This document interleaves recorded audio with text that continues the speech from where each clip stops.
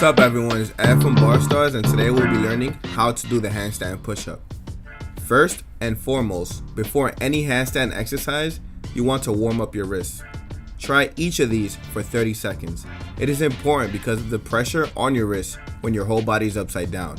If you have ever experienced wrist pain from regular push-ups, you could only imagine what a handstand feels like if you are not warm and flexible. So always work to advance your wrists through strengthening them and keeping them flexible. Now, if your wrists bother you, you should do the rest of this training on parallettes. The neutral grip takes the load off your wrist.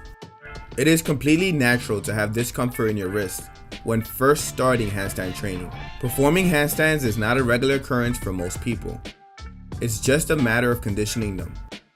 Don't move too fast forward while forgetting about your wrist. This could lead to an injury.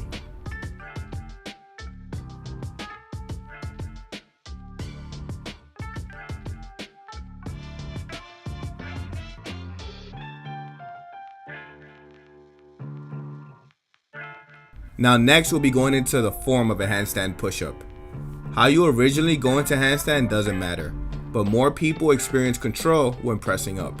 Once you have a proper handstand, you will lean forward while letting your elbows bend back, as you should with all pressing movements, to avoid aggravating your shoulders. As you go down and up, you keep the straight back and good handstand form. Now next we'll be showing you a bad form handstand push-up. In this version, all the rules are followed except for the back curves, making it easier but also straining the lower back. Now let's compare them side by side.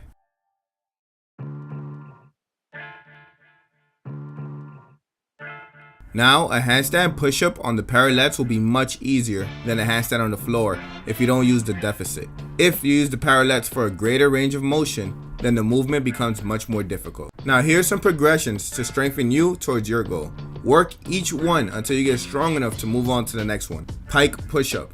Keeping your back straight and onto your tippy toes, lean forward for the push-up while letting your elbows bend back.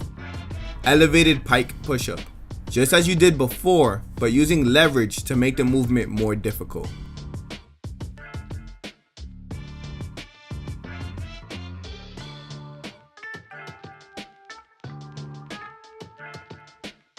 Next is the handstand against the wall, which you could work alongside your pike push-ups.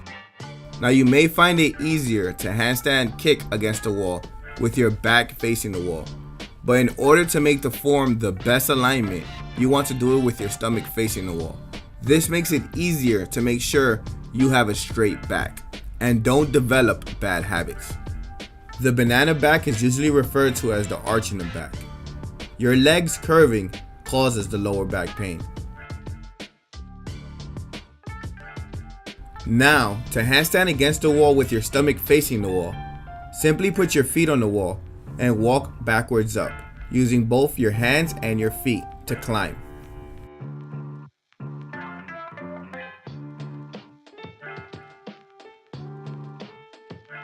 Once you hold this position for a good amount of time, you can move on to push-ups. Maintaining the same fundamentals as previously explained, you want to start with half of the range of motion. Once you get strong enough, you can move on to the full range of motion. Once you can perform 10 deep handstand push-ups against the wall and properly hold a freestanding handstand, you can go on your way to practicing the handstand push-up. Now some words from Jeff, aka Cinema Fitness. Common questions I get is, how long does it take to get a handstand push-up? Realize you must have a handstand first before you try the handstand push-up. And it'll take about 2 weeks, maybe a month, if you consistently train 3 to 5 times a week. Don't forget to like, share, comment, subscribe. Bar Stars. Peace out.